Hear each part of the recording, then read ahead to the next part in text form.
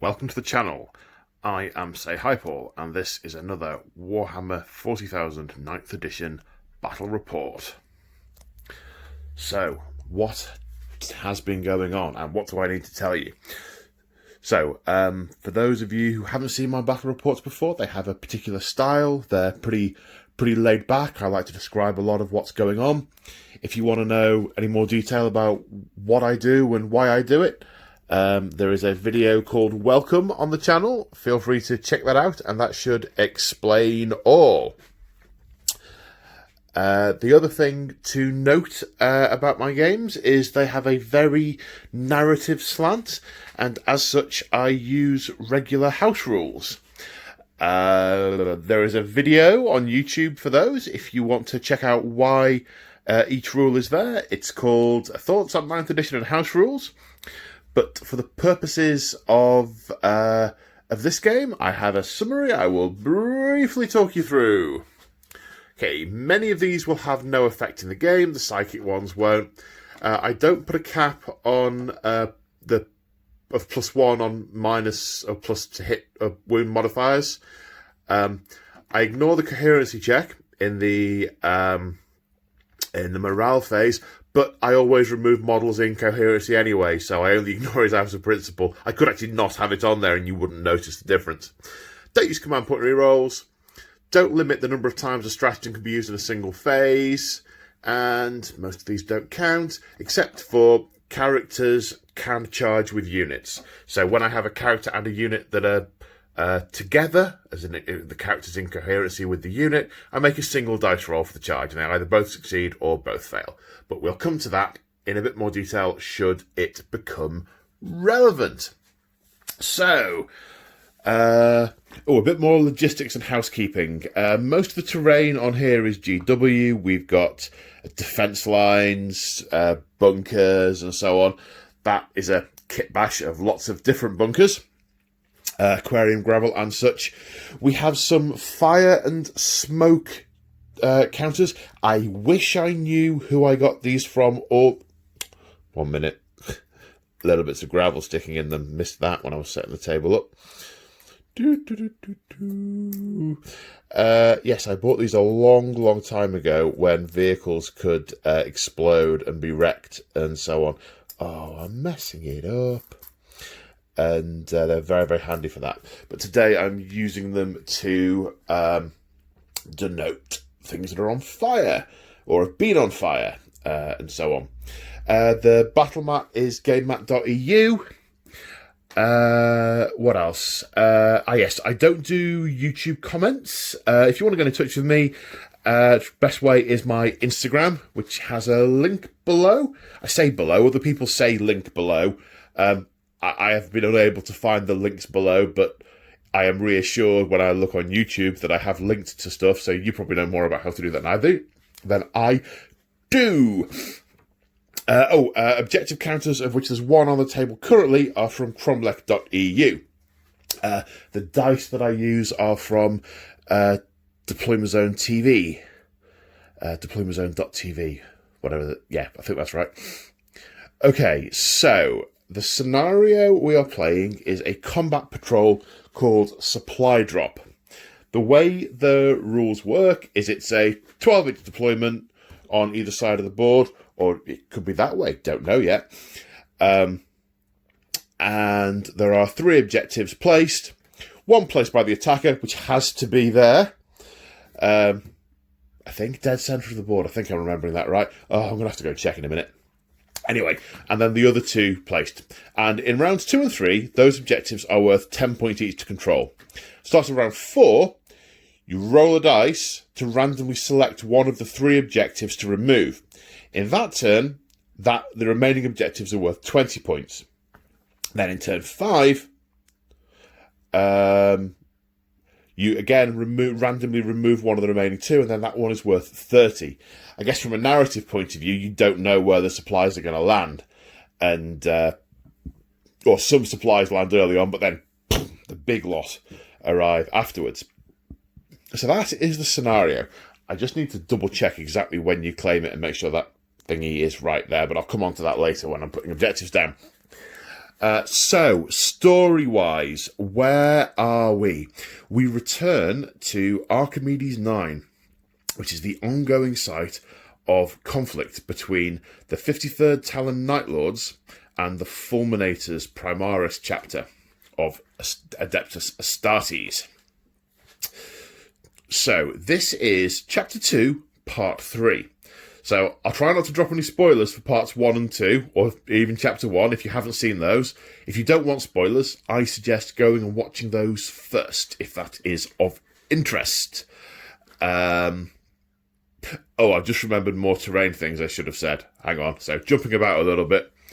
So, this bit here is on fire. We're calling this a piece of area terrain, and even though it isn't 3 inches tall, we're saying it is going to have the -1 effect for shooting through it. Because I think that's, there's loads of fire and smoke and so on. If we weren't playing Astartes, I'd say, it was impassable, but guys in power armor aren't going to care about walking through a bit of fire. It's just a bit of fire. It's not like molten promethium being squirted on them. It's just a fire. And these are superhumans. These two bastions, one is currently aflame, which means we're making it impassable. No, the word isn't impassable, it's unstable. You can't finish your move on it. And that one has recently been on fire, and you can't end your move on it. Effectively, these are just big line of sight blocking pieces of terrain. This bad boy at the back here is, which was made by a good friend of mine called Stormshroud, who of Fast Panda Gaming on YouTube. Check them out if you like small skirmish sci-fi games. So I love this model, but we're counting it as a ruin. And as a ruin, it's more than 5 inches tall. It completely blocks line of sight, which is a little bit superfluous to say because, it really does anyway. I guess if there was someone that could see just about over here to over there, it would count, but I don't think that's going to happen, really. So I think that's all the rules bits to mention. I may have forgotten something. Apologies if I have. Oh, these are all defense. I'm treating this as a ruin. Are we? Actually, no, I'm going to treat it just as a bit of the defense line to be on. Moving across the defense line is going to slow movement, but moving through it is not. Equally, shooting across it counts as an obstacle. Shooting that way, it doesn't. But I think that's actually consistent with the rules as they are stated, which is good. These tank traps are obstacles, which makes them unstable. They are unstable obstacles on light cover. Everything is light cover. The barricades and such are defensible. I think that's it. So, going back to the scenario. So, following Archimedes IX is a planet that where the eastern fringes join Ultramar, right on the tip of the Cicatrix Maledictum. It's an important industrial manufacturing world that supplies a lot of material to the nearby worlds, which is one of the reasons why the Night Lords have chosen it for one of their pillaging escapades. So they are both attempting to resupply and burn down the followers of the Corpse Emperor. Because that is what they do. That is their raison d'etre, as it were. The Fulminators fleet of the Indomitus Crusade have been sent to deal with them. And in their first engagement, following their first engagement, no spoilers, the Night Lords have elected to go to ground on the planet and scatter in order to draw the Fulminators into a protracted campaign and into various different traps and ambushes. As I mentioned, this is part 3 of chapter 2. The way we're representing all of this is we are having 3 combat patrols that all occur pretty much simultaneously. All Fulminators versus Night Lords, obviously.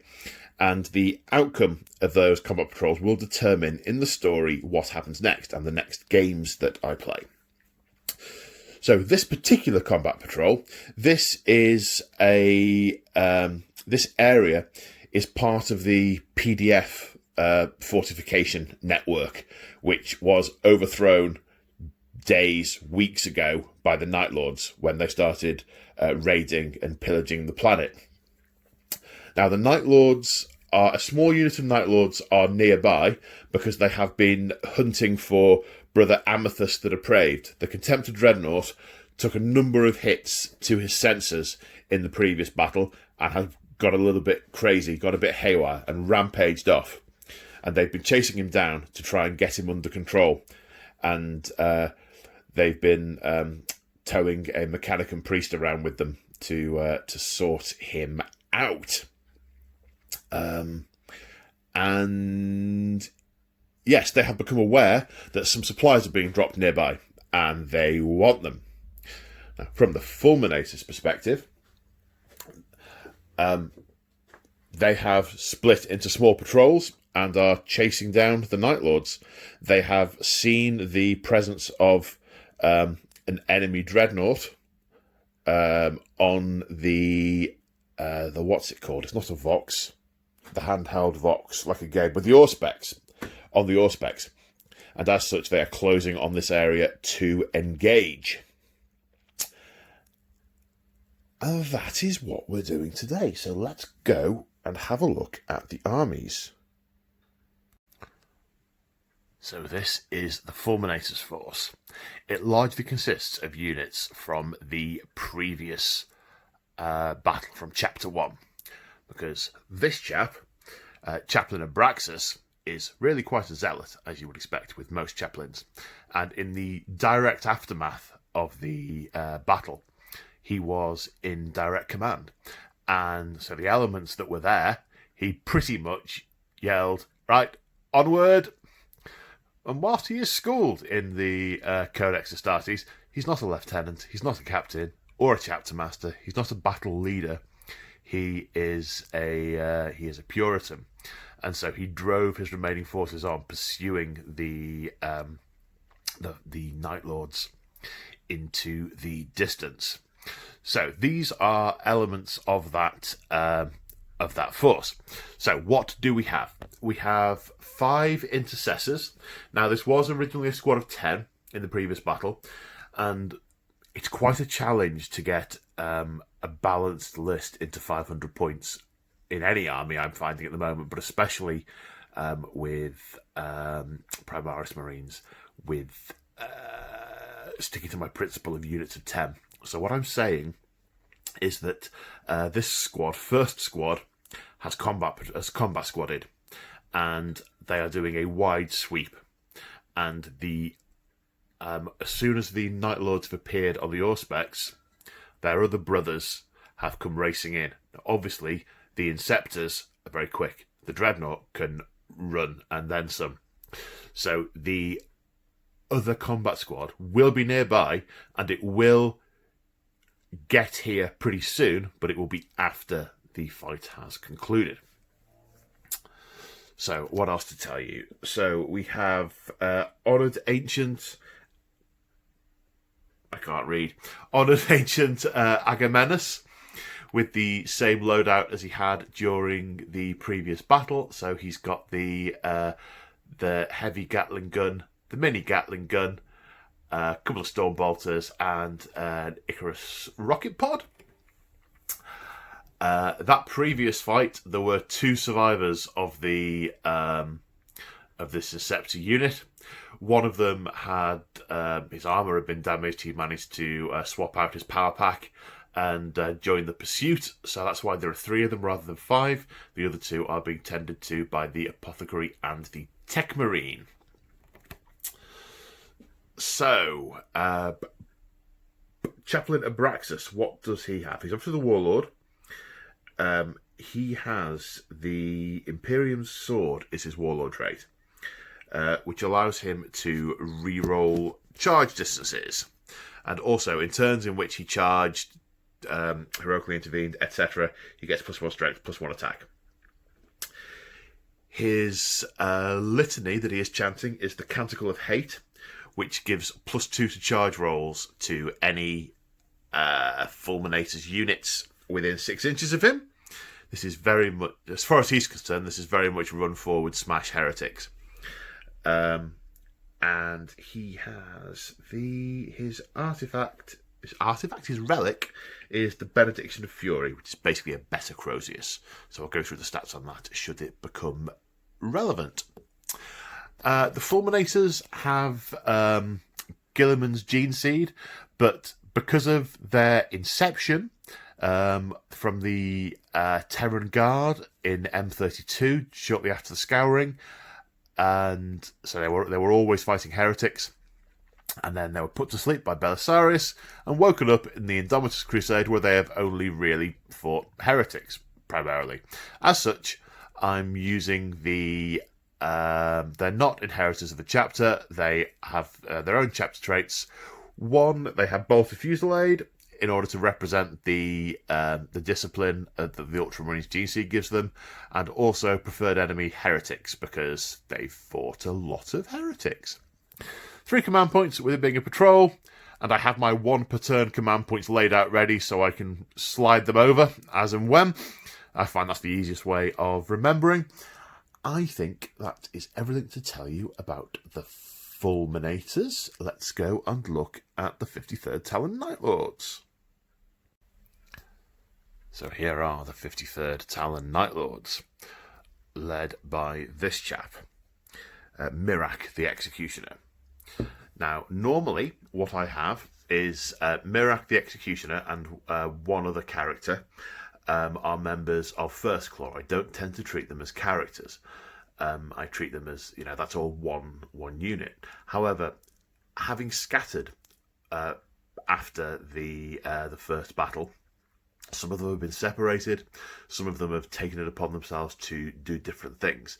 And as characters, they are natural leaders. So Mirak has turned to his brother and said, I will track down Amethyst the Depraved, because they could see he was running off and running rampant.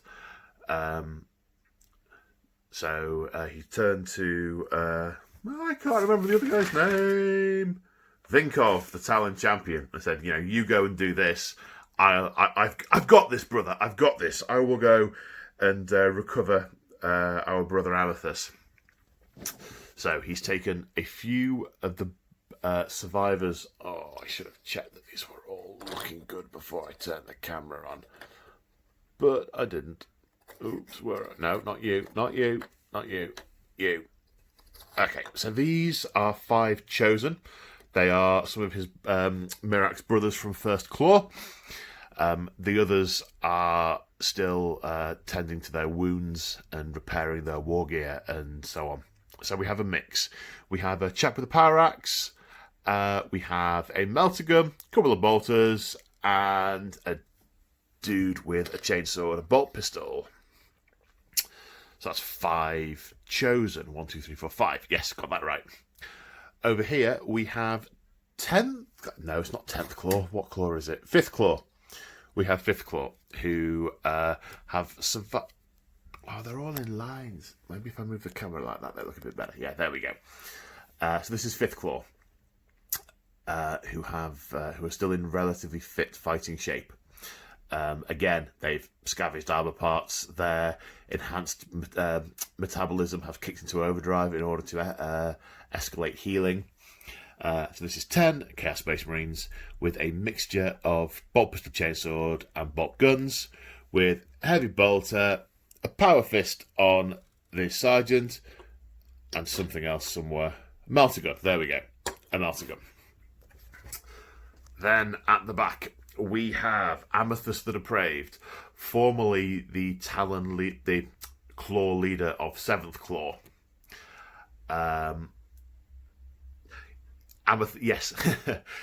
He earned the title of Depraved amongst the other Night Lords. So that's quite an achievement in life. He has a Butcher Cannon, which is basically it's like an Uber auto cannon, so it does a couple of wounds, -2, I think, to armor. It might be -1. Strength 8, 4 shots. But if you take a casualty from a Butcher Cannon, your leadership goes down by 2 for the rest of the turn.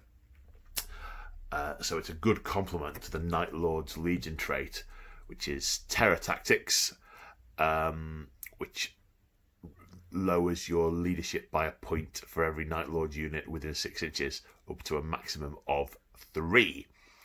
He's also got a Dreadnought Fist with a Carbon Bolter in. I did toy with the idea of Amethyst being... They hadn't found Amethyst yet, and they were still off looking for him when they realised, oh shoot, there's a supply drop, we need to go and get it. And then Amethyst comes to his senses and then starts rampaging on and comes on the sides. But I don't think that'll play nearly as well as they found him, and then they go and get the supplies shortly afterwards. Okay, so yes, for those of you who watch my hobby vlogs, you will know that these armies were written independently. So 3 500-point lists for each faction and three scenarios, and they were each randomly generated. So it's a complete chance that we have Dreadnought v Dreadnought going on. Especially given I used the random name generators in their books, and they ended up with such similar names, which is not at all confusing for me. Not in the slightest. So the thing I'm going to do now is go and place these objectives. I did get it wrong. That one objective isn't dead in the centre. It's within 6 inches of the centre. So I need to roll up and work out who's the attacker, who's the defender, and where I place the objectives and choose deployment zones and all that good stuff. So let's go and do that. Okay, so I've done the roll for who is the attacker and who's the defender. The Night Lords get the choice because they won. I actually rolled 2 2s twice first, so it took me 3 rolls to get a decision. So the attacker places the first objective, which must be within 6 inches of the centre of the board, but it will be the defender that chooses their board edge. So if, as the attacker, I put it all the way over here, then the defender's just going to choose this board edge. So, do I want to be placing the first objective, or do I want to be choosing the board edge? It's a little bit like when you're a kid and there's like a cake or something, and they make one of you cut it, and then your brother or sister pick which slice they want, so you can't cut half, a massive bit off. Oh, you know what I mean. Maybe you don't. I'll stop talking. No, I'll change what I'm talking about. If I stop talking, this wouldn't be very entertaining. Moving on. So, looking at the terrain, it is pretty symmetrical. And that was kind of intentional. I wanted it to... I don't imagine a functioning Imperial base wouldn't be terribly symmetrical. I imagine there would... Not so much symmetrical, but it would be uniform. And that's what I tried to create. Maybe what I should have done is moved some of these a little bit nearer to the edge to make it look like more of a continuous line way, way out and around, which is what it's meant to be. So yeah, I've not... Oh well, done it now. Filmed it now. Not changing it now. So, actually, I wonder which is of most benefit. Now, the Night Lords will want... that objective, they're good at being in cover. They get bonuses and stuff. So I reckon they're going to want to be able to hold that middle objective from that cover.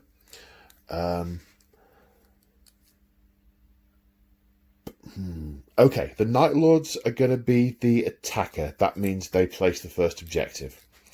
So I'm going to place the first objective here. Right, now, Fulminators head on. I know I'm going to choose the deployment zone. So I can put one objective in a deployment zone because I know I'll get to pick it. But then if I do that, the other guy will know he's in the opposite deployment zone, so he can just put it in there. So we end... that might not be that good. I've got a bunch of aura abilities. I probably want to try and keep my army relatively close together. So maybe what I want to do is have them a little bit nearer the centre. Now, do I, as a Fulminator, want to have more of these bits? Do I want to have more barricades to hide behind? I am really not sure. So what I think I'm going to do is I am going to go for here. Right, Fulminator puts that there. Okay, now Night Lord, if I put this other one over here, he's going to put that there and take that objective. He's going to take that. I don't want clear lines of fire. So as the Night Lord, I want people to be shooting across barricades because their guns are much, much, much better than mine. So if we put that there, making a bit of a line, yeah, let's go with that. Right, so now the Fulminator picks which deployment zone he wants. This is probably going to take some more thinking, so I'll come back to you when I've decided. Okay, so this is my dilemma. We've got to actually hold these objectives. Just killing it, obviously, unless one of them wipes each other. There's the Fulminator chose this side. Unless we go for a total tabling, it's all about the points. But I've got to contrast that with the fact that Chaplain Abraxas wants to get really close and just kill stuff. So I think the intercessors are going to hold this objective, which means probably Abraxas and Agamenus. Oh, it's so frustrating it being the dreadnoughts having such similar names. Agamenus. It looks like menus written down. Agamenus. Agamenus as opposed to Amathus. And Abraxas. That's why I'm getting confused. I should have applied some common sense to the names after I generated them. I digress. So I think the Dread and the Chaplain are going to push up to the centre to do a bit of, hitty stuff.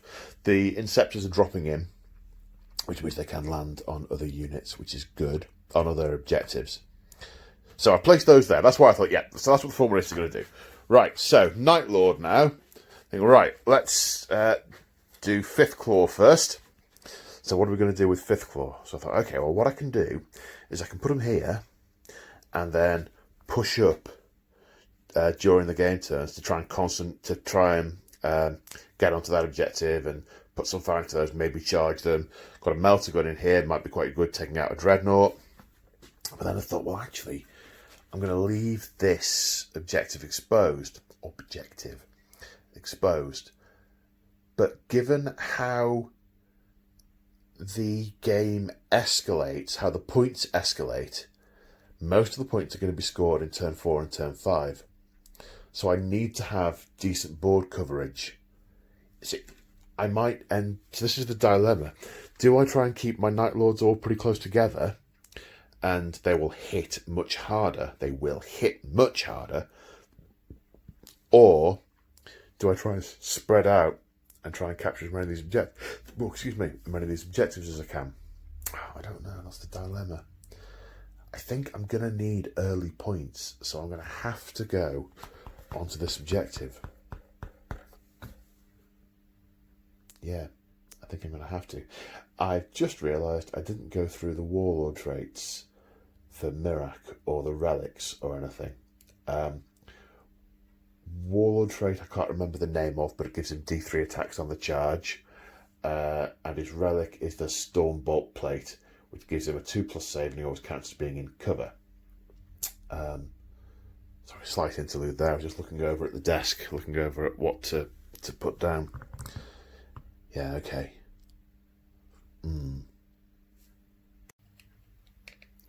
Okay, Killing Fury is the name of the Warlord trait. So, what does deployment look like? So, I've pretty much discussed what the Fulminators are doing. So, First Claw and Mirak are looking to push forward pretty quickly. Amathus has stayed behind cover because he doesn't want to be... he's recognised the Auspex return of a very large dreadnought and he doesn't want to be shot by it in turn 1. So he's staying there should they not get first turn. So, my brain is doing the usual thing of going through all the various permutations and the what next and what if and so on. But I'm deployed now, so I just need to roll the dice, start the game, and yeah. So who's going first? Blue for Fulminators, black for Night Lords. Night Lords, turn 1. Okay, so movement's done. First claw have pushed up to the relative security of the barrier, relative shelter of the barrier. Amethyst the Depraved has come around the corner to lay fire down the board, and Fifth Claw have moved up to try and get some cover behind that barrier. They haven't advanced because they want to try and get some shots in, but they aren't going to get too many, to be quite honest. And I'm just trying to work out who to fire Amethyst at, and I am wondering whether actually I have made a mistake as the Night Lord by taking the first turn, because we aren't going to take that Dreadnought out in one turn. We just aren't. We haven't got the firepower. We've got melter guns, but we're not close enough to use them, which means that I'll be taking Devastator Doctrine fire back, which is exactly what I wanted to avoid.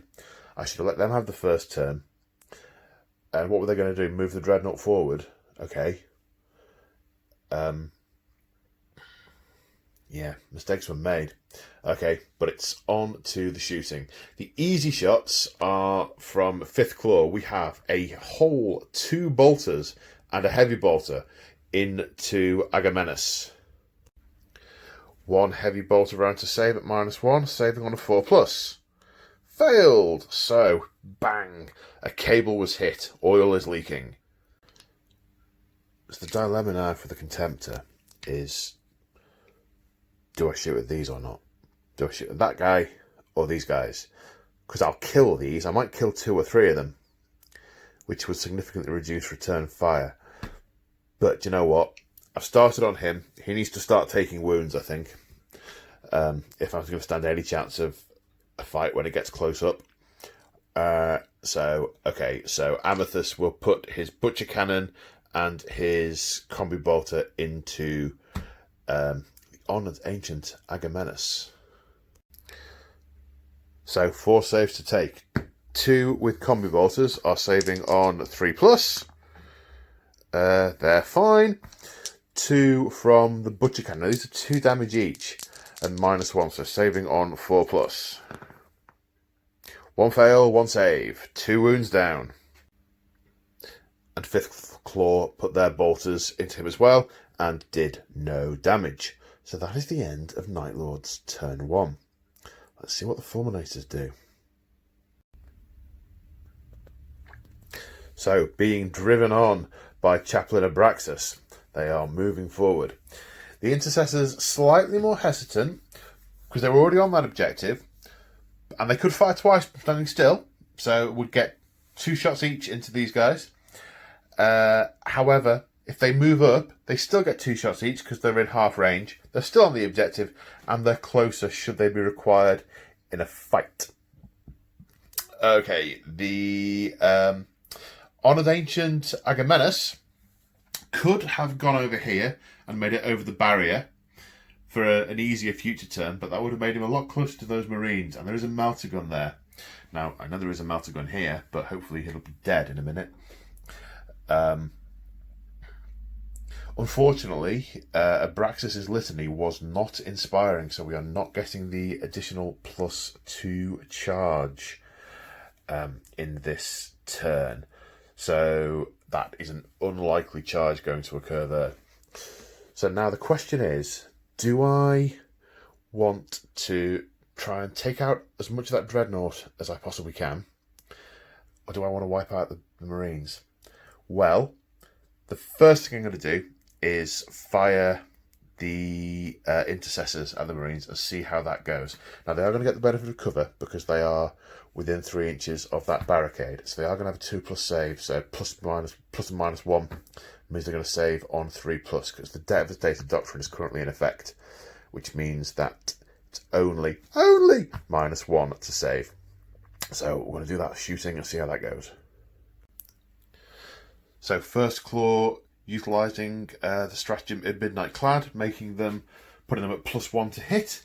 So with rerolls for Bolted Fusillade, there are 3 saves to take. So +1, -1 save, saving on 3s. They all save. The dilemma now is to shoot whether to shoot at the Marines and take out the melter gun and then punch him to death in a later turn, or shoot them all there now. Well, they've already popped in Midnight Clad, so they're already -1 to hit, so that actually kind of clinches it.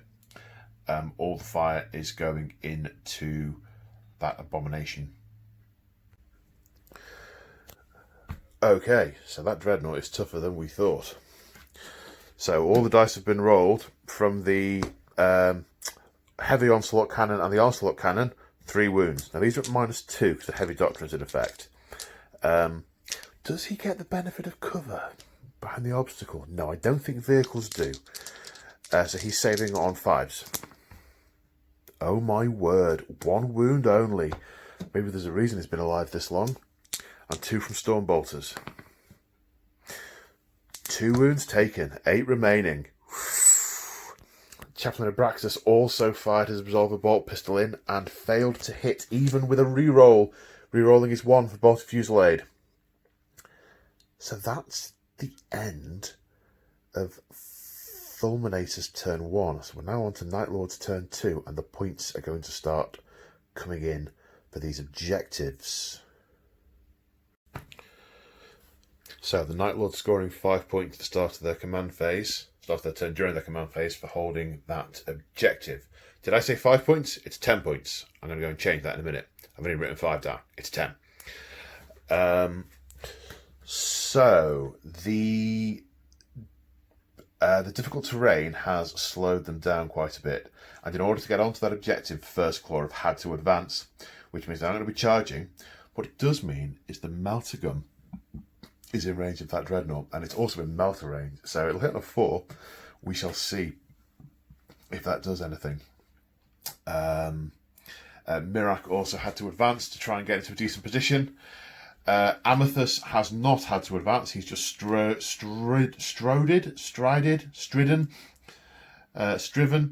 moved over these obstacles coming around this corner. Now he can potentially get a charge into Archimedes this turn, because these are barricades and he has to be within a certain distance of them. In fact, if I'm understanding the rules correctly, he can be here and fight there, because he's within 2 inches of that barricade and he'd be within 1 inch of it. So just deciding what shots are going to go where first. So the easy decisions are that Melter Gun goes into the Dreadnought. So let's do that. Okay, oops, finger on camera. Switching hands. Okay, so it's only going to hit on a 4. It doesn't hit. That's all right. Okay, we've also got 5th Claw are going to put fire into the Dreadnought as well. So no damage done by 5th Claw shooting at the Dreadnought. Not a great round from Amethyst either. 2 saves for the Fulminator Dread to take. 1 from a Combi Bolter on a 3-up. Passes. And 1 from a Butcher Cannon on a 4-up. Also passes. Nothing doing there. Okay, so there's no more gum. So Amethyst is going to charge Archimedes. We have got a Dreadnought off. I'm going to roll the charge, but I'm also definitely going to Overwatch with the Dreadnought and definitely going to spend a point on Wisdom of the Ancients to reroll 1s. So that's happening. So, no damage done on Overwatch. Right, is this a better angle? Can we get more of the drama here? Yeah, maybe. Or up here. Or over there. No, maybe not. I'm going to go back to where I was. Okay, fighting over that barricade. I imagine they're sort of trampling it and crushing it and looking to get to grips with each other. Okay, so Amethyst has 5 attacks plus 1 for Shock Assault. Hitting on 2s. That's 5 hits. So his strength with the Contemptor Claw is strength 14. I did think of putting Veterans of the Long War on him, but he's already wounding on 2s. So wounding on 2s. Yikes. Yikes and yowzers. Oh dearie me! Not good for the Night Lords, because he can't kill him now because he's got 10 wounds. Archimedes will survive. -3, flat 3 damage, saves of 6s. How well will he survive? How tough is that Martian armour? Pretty tough. To get through, 6 wounds. Archimedes has 4 remaining. Can he tear down this heretic? So Archimedes is damaged. His machine spirit is unhappy. Circuits are not connecting to each other. So he's sitting on 4s. He has 5 attacks. But this is a heretic. So he re-rolls. Hitting on 4s with a re-roll. He needs that re-roll. 4 misses. 4 misses. Look at all those 3s. So, oh, I didn't move his wounds. That should be a 6. Come on, Paul. Play the game. So the heretic is going to survive as well. Okay, wounding on a 2, same as. It's a 1. Goodness me. Obviously, incredibly perturbed at having been charged and the shock to his system from all those punches. Yeah, okay. So that is the end of Night Lord's turn 2. We now go on to Fulminators turn 2. Yeah. So Chaplain Abraxas furiously leaps into the breach to defend the honoured ancient. So that's going to be interesting. Let's see what a charging chaplain can do.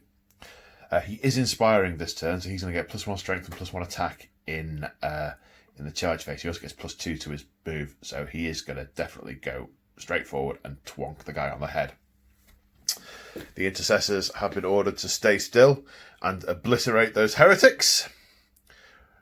And the Inceptors have landed and have been told to clear those heretics away from that potential landing site. Let's go into the shooting phase. Actually, let's check the rulebook and find out if the Dreadnought can fire at the Dreadnought with all his guns. I think he can, you know.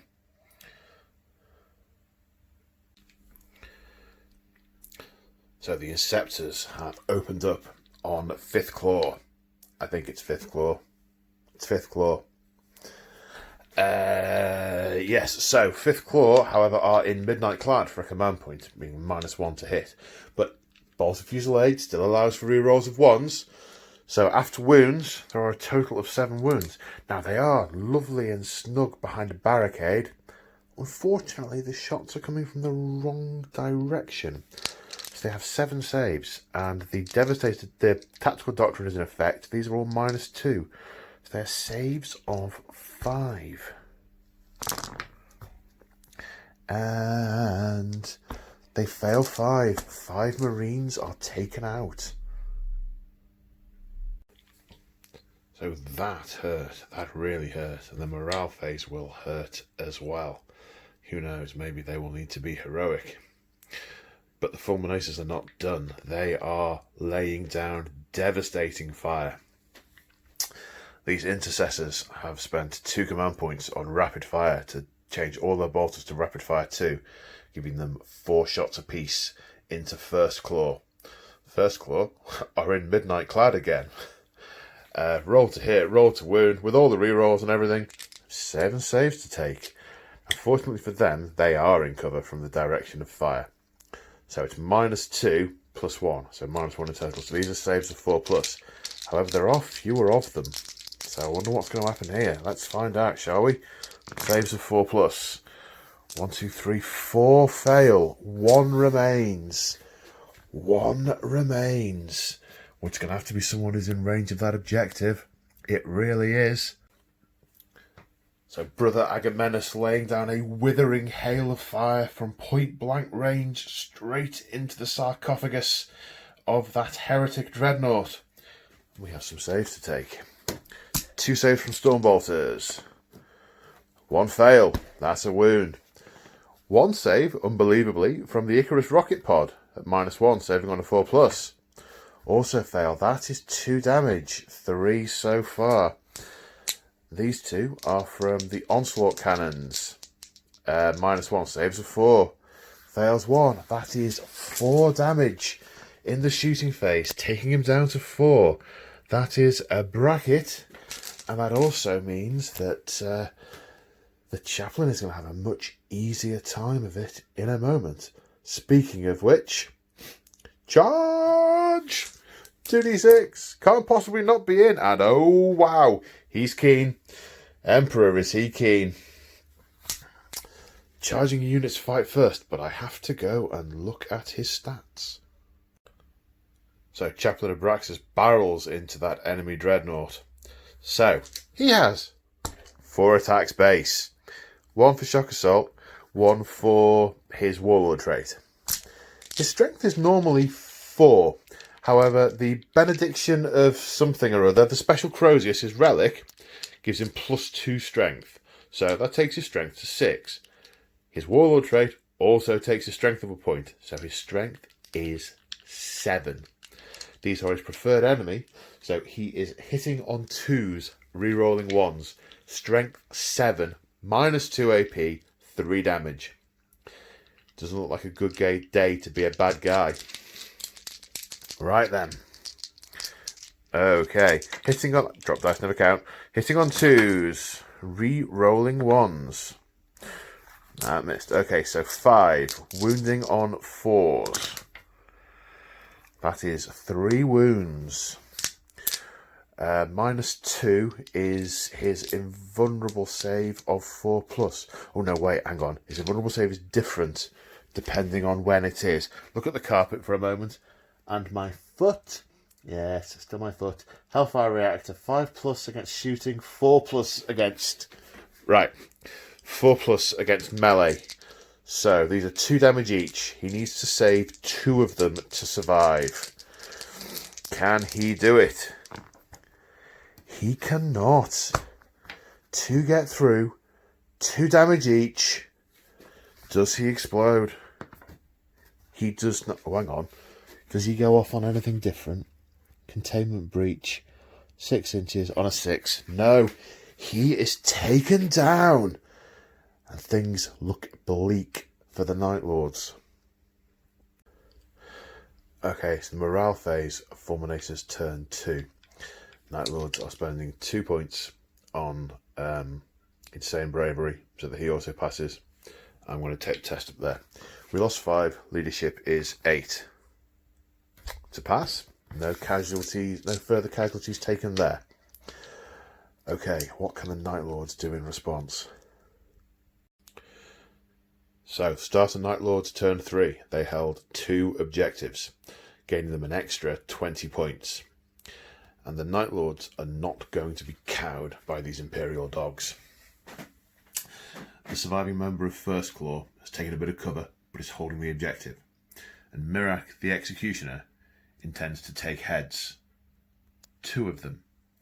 The head of this chaplain, and whatever remains of the head in this goo. It's a bold move.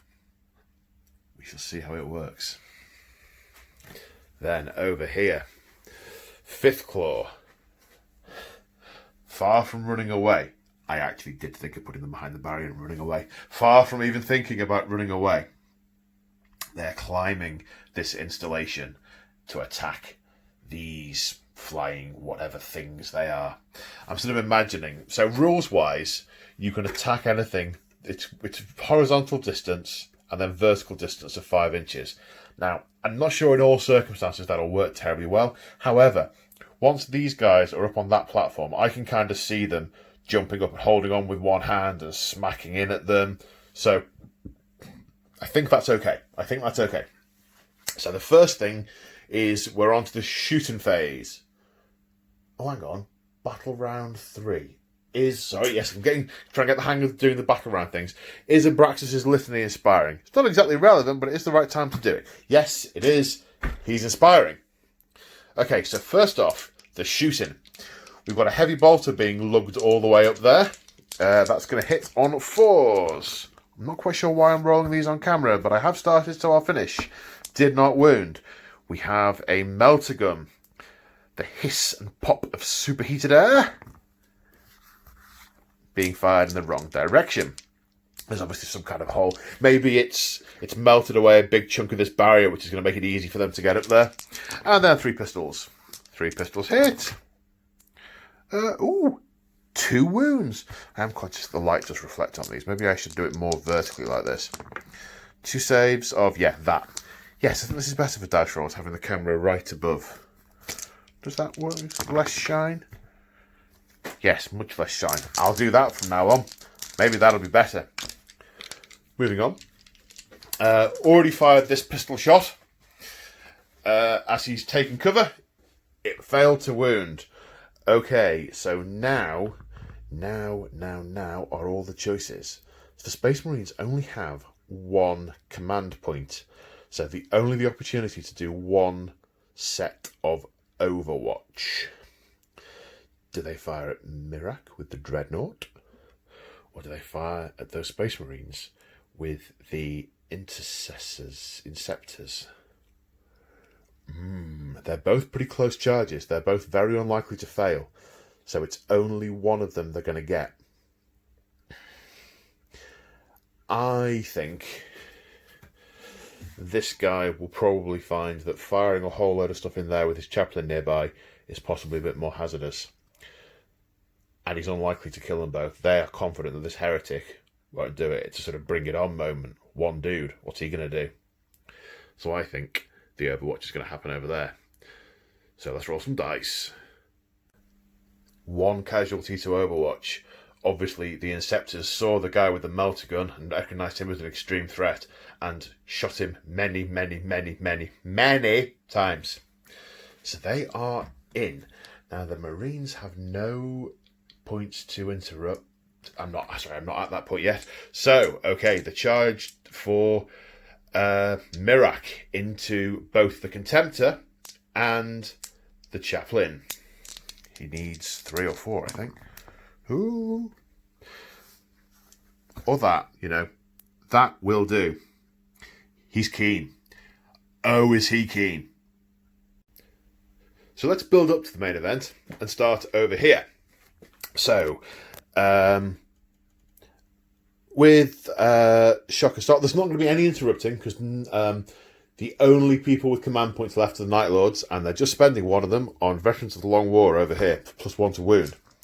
So, we have 3 attacks with a Power Fist, which are going to hit on 4s because they are unwieldy.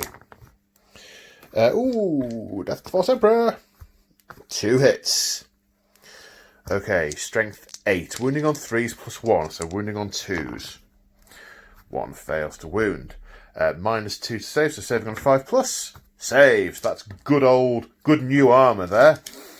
Okay, now the attacks from chainswords and bolters. Hitting on 3s. No death to the False Emperor. Oh, this doesn't look great. Wounding on 5 plus 1 for veterans. 1 wound, saving got a 3 plus. Okay. That didn't go so well, guys. It's obviously a clearly very well defensible position. So, yeah. Sucks to be you in a second. So, Mirak has 5 attacks base, plus 1 for charging, plus D3 for his Warlord trait. What's that? A 1. Ooh. Right, okay, now to decide how many to put between whom. How many to put between whom? We were hoping for a couple more than that. Let's put 4... Oh, it's 4 and 3. It's 4 and 3. Who's the bigger threat for return damage? It's the Dreadnought. It is definitely the Dreadnought. So let's put 3 into the Chaplain and 4 into the Dreadnought. Okay, hitting on 2s with Death to the False Emperor. We have a Death to the False Emperor. 5 hits. Strength is 8 with his Executioner's Axe. So wounding on 3s. 4 wounds at -2. Saves of 5 plus. 1 save, D3 damage each, 4 wounds to get through. Can it be done? 3, 6, 7 wounds. It can.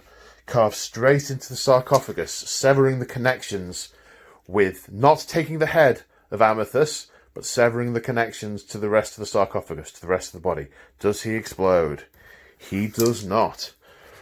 Right. Now, 3 attacks against the...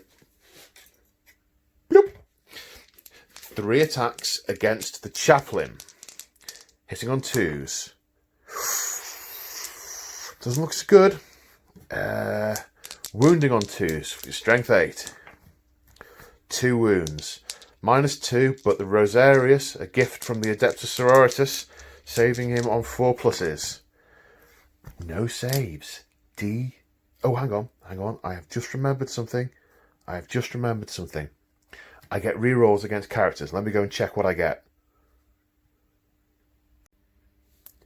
Yes, I basically get 1 reroll per phase as long as I'm targeting a character that's either a hit roll, a wound roll, or a damage roll.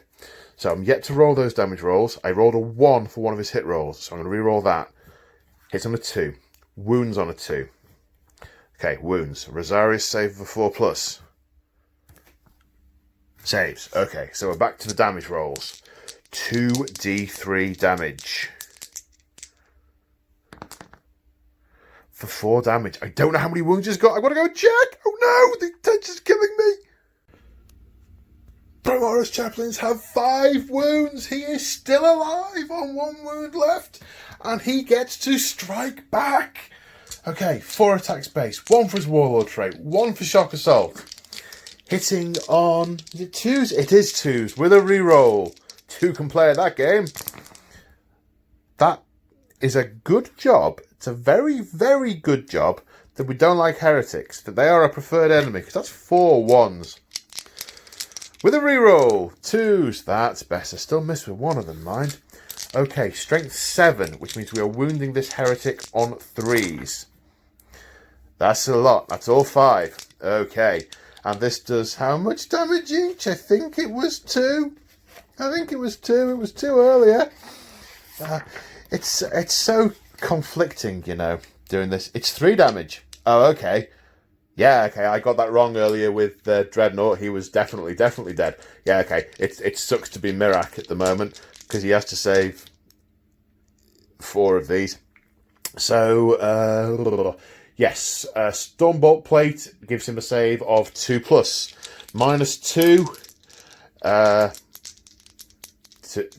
4s. Saves of 4+. Can he do it? He cannot. Mirak is crippled and taken out of the fight. So this is interesting. I had already decided that Chaplain Abraxas would be piling into the nearest enemy. What I hadn't realised is that it was actually going to take him into engagement range. So that Night Lord gets to fight. I'm not quite sure of the sequence of things, but I think the Inceptors get to fight back first. So I'm going to do those. 3 saves to be taken by 5th Claw. 3+. 1 dies. So, this lone surviving member of 1st Claw, this chosen Space Marine, hits on 3s with 3 attacks. With Death to the False Emperor on 1. 2 hits. Strength is +1 for a power axe. So, strength 5, wounding on 3s. 1 wound. -2, so it's a Rosarius save of 4+. Which he fails, and Chaplain Abraxas succumbs to his wounds. The hubris of just pushing on through the ranks of their opponents, regardless of his own wounds, has cost him dearly. Dearly. And that is the end of Night Lord's turn 3. Now we go on to Fulminators turn 3. So at the start of turn 3, the Fulminators score 10 points for holding this objective. Okay, the Sergeant of the 1st Intercessor Squad has assumed command of the mission as Chaplain Abraxas is wheezing and coughing blood and unable to give battlefield orders. He's ordered the Inceptors out of this bastion. An order that they do not in any way disagree with, because they are about to have heretics with power fists crawling all over them. He's ordered them onto this objective to try and hold it for next turn. We've gained a command point, so the instruction has been hold that objective and gun them down as they charge. We shall see. They're going to they're going to give them covering fire into that unit, so it's going to be 5 shots into that unit, and then they are going to charge and kill this heretic hand to hand and take that objective for themselves. Power armor holding firm with those marines on that bastion. No wounds caused. The charge is declared. A hit was scored in Overwatch, but no wounds. Right, how far do they have to go to get in? How keen are they? Their blood is up. The chaplain is dying right there. They must get to him. Ooh, they probably do. After piling moves, it looks like this. One marine can't quite get into range because there's a little bit of fire in front of him. So, you know what? I'm saying he's within half an inch because it's just the fire that's there.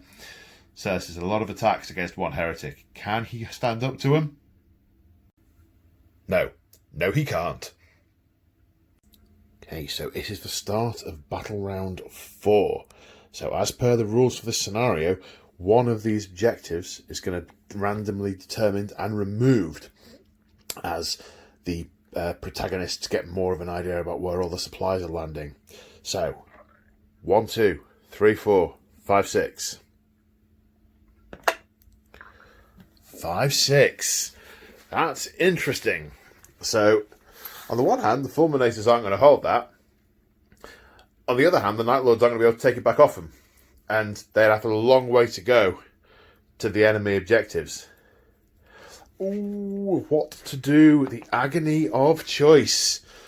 Let me get into my Night Lord groove and see what's going on, because they are in the lead by 10 points, but they don't have much capacity to score any more points, and they only have 3 wounds on the table, and they are facing a lot of gun. If only there were a little hole they could hide in. Right. Let's find. I don't even need to think. So, do you know what? They are coming this way. I'm now regretting taking the melter gun off. However, so it's 3 inches down, 3 inches across. So 6 inches is going to get them to roughly there. So we are going to shoot 2 bolters and a heavy bolter. Sorry, 2 bolt pistols and a heavy bolter against these things. The heavy bolter is at -1, so that's not going to hit. I can't remember which one I did this. That's why you're not supposed to roll the dice all at once. Nothing. That'll serve me right. Okay, so charge. Do I want to do any stratagems? No, I don't think so. No, well, the Night Lord doesn't. The Fulminator most definitely wants to Overwatch. So, are we in? Yes, we are definitely in charge range wise. So let's move and then do the Overwatch, then do the punch-in. Okay, so I've moved them, and I've rolled the Overwatch. I've got 4 saves to take. We're in battle round 4, so we're definitely in the Assault Doctrine. So these are only -1, but they are 4+ saves, and this could wipe them out. And it wipes them out. The Night Lords have been driven from this field of battle. No resupply for the Night Lords. And the game ends there. Goodness me. I wasn't expecting to end so soon. I guess I wasn't expecting it to end so soon. It clearly would. That was a good roll. There were about 8 hits with the Overwatch. I thought I might get a couple of those, but yeah, definitely a good call leaving those in reserve. Bit of manoeuvrability, getting rid of the advantage of the cover.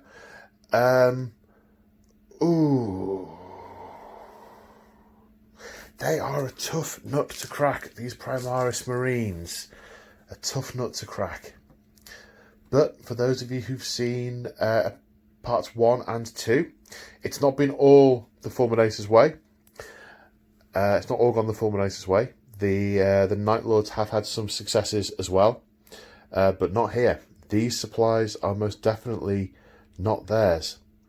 They have humbled them. They've taken down some of their chaplains and some of their revered war machines, some of their characters, but they do not dominate the fields of battle this day. They will be withdrawing, licking their wounds, probably literally. And we will see what happens next. Narivok Magaris, the Talon Master of the 53rd Talon Night Lords. Has he been able to land his heavy armour? Have they done enough to draw the Fulminators in? What's going to happen? See you next time. Thank you for watching.